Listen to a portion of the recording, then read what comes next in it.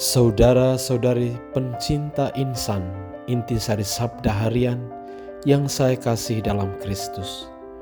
Salam jumpa di hari ini, Senin 9 Agustus 2021, Minggu biasa ke-19.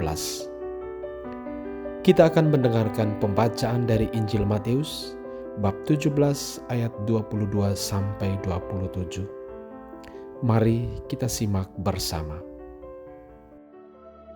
Pada waktu Yesus dan murid-muridnya bersama-sama di Galilea, ia berkata kepada mereka, Anak manusia akan diserahkan ke dalam tangan manusia, dan mereka akan membunuh dia. Dan pada hari ketiga, ia akan dibangkitkan. Maka hati murid-muridnya itu pun sedih sekali. Ketika Yesus dan murid-muridnya tiba di Kapernaum, datanglah pemungut bea bait Allah kepada Petrus dan berkata, Apakah gurumu tidak membayar bea 2 dirham itu? Jawabnya, Memang membayar. dan ketika Petrus masuk rumah, Yesus mendahuluinya dengan pertanyaan, Apakah pendapatmu, Simon? Dari siapakah raja-raja dunia ini memungut bea dan pajak? Dari rakyatnya atau dari orang asing? Jawab Petrus. Dari orang asing. Maka kata Yesus kepadanya, Jadi, bebaslah rakyatnya.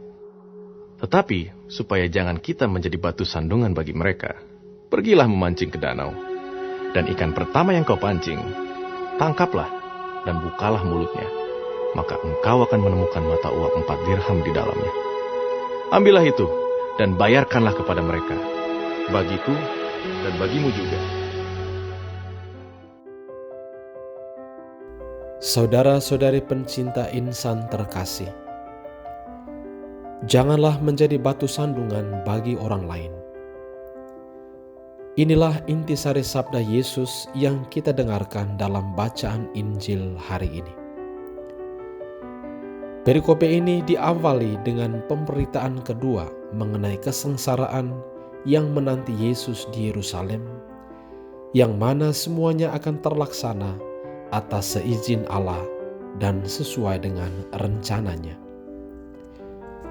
Perikope kemudian dilanjutkan dengan cerita tentang Yesus dan murid-muridnya di Kapernaum, di mana petugas pajak bait Allah meminta agar Yesus membayar pajak.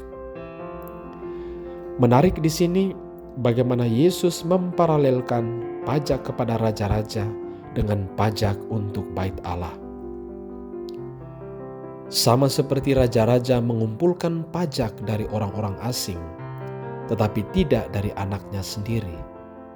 Demikian juga Tuhan yang bertahta di dalam bait Allah di Yerusalem menuntut pajak dari manusia pada umumnya, tetapi tidak dari anaknya, yaitu Yesus.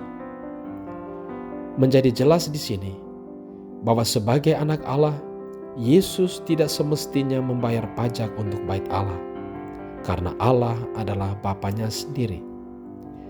Tetapi supaya jangan menjadi batu sandungan bagi orang lain, maka Yesus membayar juga pajak itu. Ia rela merendahkan dirinya, rela melepaskan haknya sebagai anak Allah demi manusia.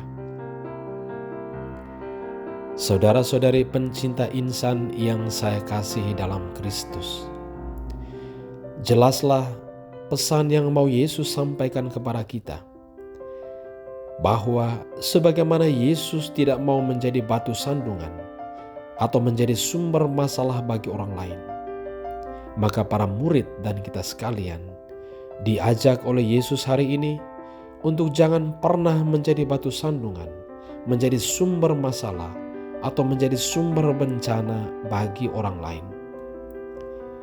Terkadang di tengah masyarakat, pun pula di lingkup gereja, ada peraturan atau kebijakan yang mungkin secara pribadi tidak kita setujui, tidak kita sukai.